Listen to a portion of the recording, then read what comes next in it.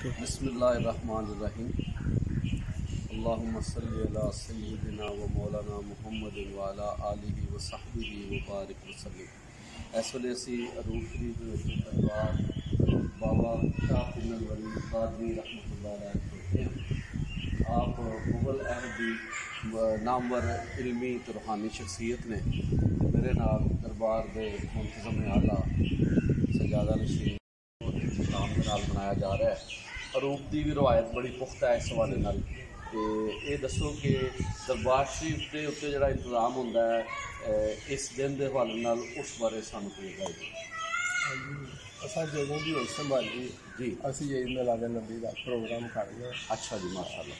सवेरे मिलाद शरीफ होंदा, ठीक है जी, उस तो बाद लंगर तकसीम, बेहतर हो गया जी। फिर पिंड दे विच जिहड़े अलग अलग प्रोग्राम लोग कर रहे हैं उत्थे भी जाइए।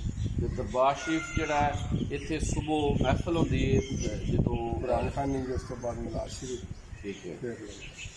बेहतर है। ये हर साल की रवायत है। हाँ जी, ते तुहाडे कोल दरबार का इंतजाम कितने साल हो गए?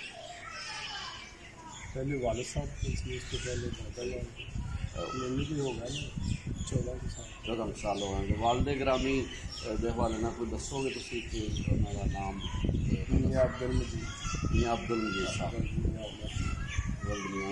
ये जिहड़ा मज़ार है सामने का ये नज़र आ साडे दादा जी ते दादी। अच्छा, ये मियां उमरदीन साहब दा है? हाँ जी, अच्छा, मैं अक्सर इत्थों गुजरदे पढ़दा रहा तो अज वैसे रिकॉर्ड भी किया दरबार शरीफ के हवाले नाल। ते इन्हां कोल सी इंतजाम पहले, फिर तुहाडे वालदे ग्रामी कोल सी, हुण तुहाडे कोल।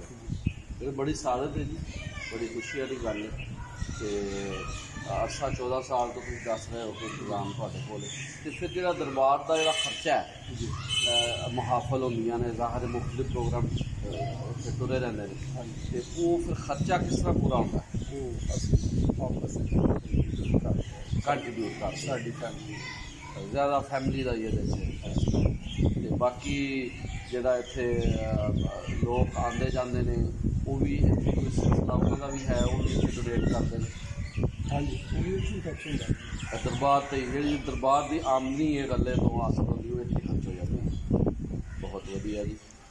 लो जिस तुहाडा बहुत शुक्रगुजार हाँ। कूक पाकिस्तान कूक पंजाबी का चैनल है, बुजुर्गान दीन सूफिया इकराम की तालीमात पेश कर रहा है, आवाम तक पहुँचा रहा है। तो अज साडी खास ही चूँकि बहुत अज साडे लई खुशी का दिन है, तो इस मुबारक दिन के हवाले नाल असीं अरूप आए हैं।